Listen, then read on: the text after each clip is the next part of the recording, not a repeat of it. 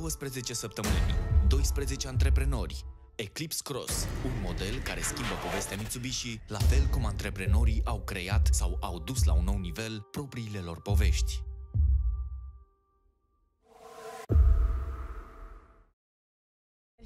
Mă bucur enorm de mult de această mașină.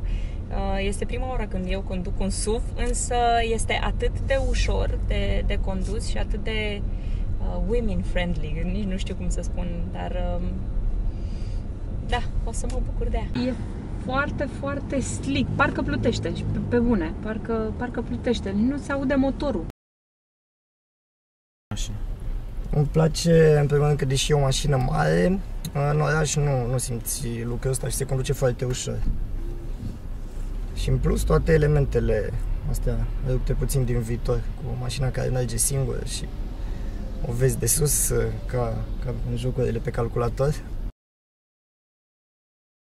Îmi place foarte mult, este foarte ușor de condus, dar recunosc că eu sunt puțin subiectivă pentru că am așa o afinitate față de brandul Mitsubishi.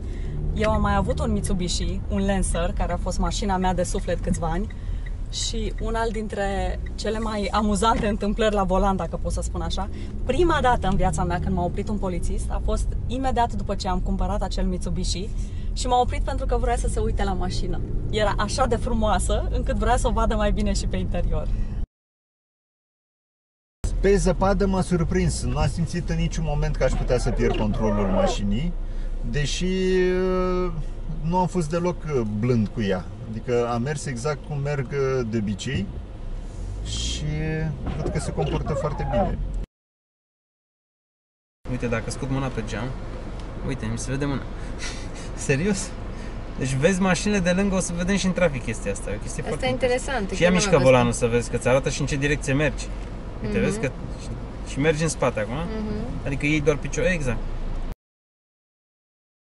Te poți obișnui foarte repede cu ea, eu venind de pe altă mașină și trecerea de la cutie manuală la cutie automată mi se pare easy to use. Ok, acum las-o pe ea, să meargă singură. Ești sigur? Da, acum lasă, nu apăsa nici accelerația, nici frână. Ai apăsat frâna? Nimic! Sunt cu piciorul jos pe podea. Ce a făcut mașina? S-a oprit în fața mașinii, în spatele mașinii. Primul aspect pe care l-am remarcat a fost stabilitatea. Mi se pare o mașină stabilă, mi se pare o mașină care ține bine și pe autostradă și ține bine și în curbe. Merge foarte fain. Da. Și ești sus, stai bine. Probabil îți apare alertă de proximitate cu mașina din față. Îți apare lane assist, bănuiesc că are. Da, asta e foarte util. Da, mai ales pe autostradă. Se pare o mașină foarte bine închegată. Abia aștept să mă joc cu ea. Trebuie să recunosc că e foarte interesant să conduc asta. E un model care pare așa, confortabil.